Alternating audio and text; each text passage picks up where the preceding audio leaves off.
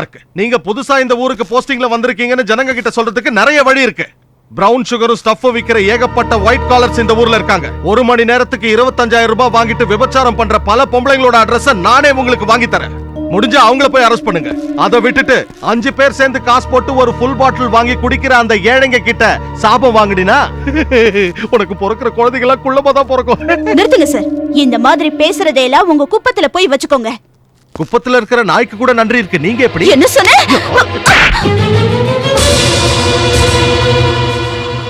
Sir நீங்க கொஞ்சம் காதை முடிக்குங்க. என்னடி பூலாந்தேவிக்கு பிறந்தவளே, நீ படிச்சது காலேஜ்ல, நான் படிச்சது குப்பத்துல. நீ பாலும் பஞ்சாமிர்தமும் சாப்பிட்டு வளர்ந்திருப்ப, நான் கூழும் கஞ்சும் குடிச்சு வளர்ந்தவன். அவசரப்பட்டு வாயை விட்டு வச்சுக்க, பழனி பஞ்சாமிர்தம் எப்படி கூழ் கூடா இருக்குமோ அதே மாதிரி நீ கூடாயிடுவேன், தொலைச்சிடுவேன். சாரி. சிட்டி கலெக்டருங்கிறது பிரசிடென்ட்டை விட ஏதோ பெரிய பதவின்னு நினைச்சிட்டு இருக்கான் போல இருக்கு.